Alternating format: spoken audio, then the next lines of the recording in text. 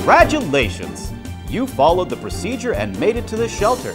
Remember, the reason you are here is because either a tornado has been spotted or conditions are such that one could drop at any moment.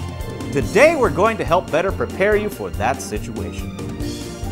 The first thing to do is get a head count. Paper and pencil have been provided in the emergency supplies.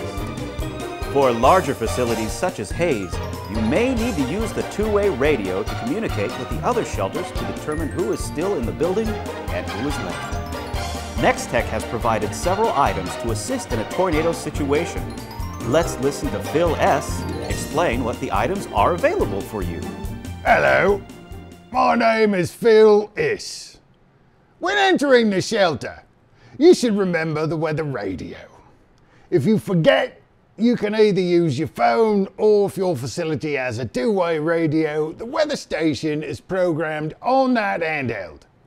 Remember, if you are listening to the weather on the handheld radio, you will not be able to hear others talking to you.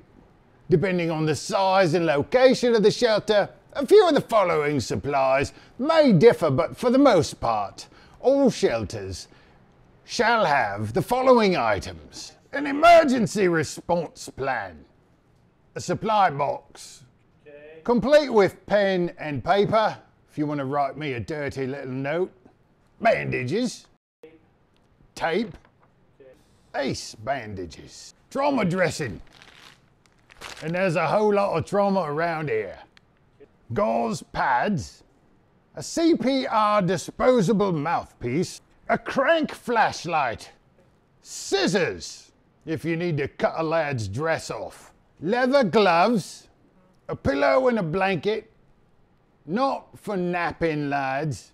You'll also find a voltage meter. Now, I always like to keep a couple of things in my own kit that may or may not appear in the standard one.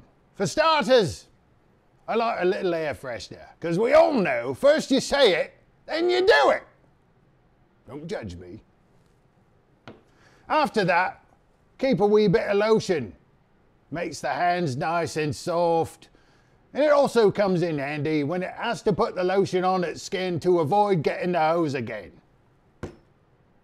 After that, you may or may not have Thor's hammer or a pickaxe for those lovely times when you need to actually control the weather or dig for gold.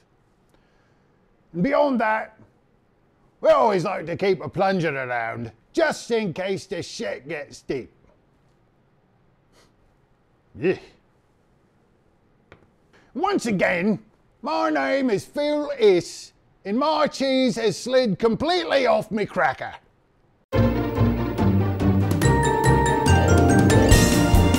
Remember, boys and girls, while in the shelter, it's best to sit under a large, sturdy object like a table. If that is not available, then sit down and cover your head with your arms.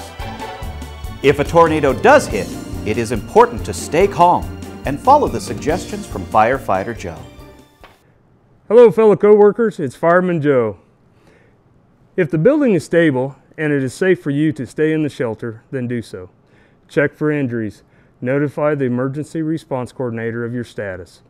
If the situation is such that you must leave the shelter, it is important that only a couple of people head out to determine a safe route for the rest of the people in the shelter. Be mindful of the debris. There will be a lot of glass, nails, and other sharp objects.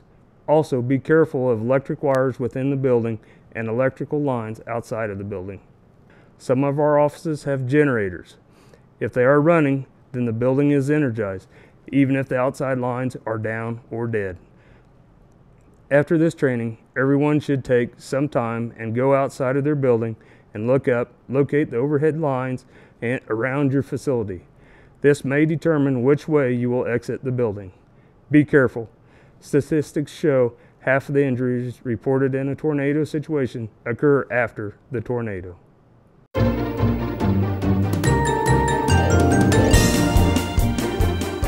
If a tornado does touch down causing damage, we will begin following the guidelines found in the company-wide emergency response plan.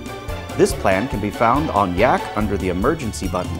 It is also uploaded to your desktop, or a hard copy can be found in the tornado shelter. It is important if a tornado does cause damage to one of our buildings or to any of our network to notify me, Ron Ellis. I am one of the emergency response coordinators. The other is Roy Enlow. My job is to help direct the tactical and operational aspect of the response. If neither Roy nor I am at the facility at the time of the tornado, I ask that the person taking charge of the situation stay in contact with me. In our plan, this person is referred to as the site coordinator, and it could be anyone.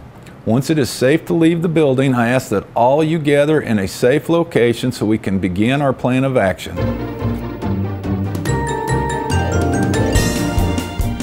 Tornadoes are dangerous and frightening, but if we all know what to do and follow the procedure that we have in place, we can help ensure that everyone goes home safely.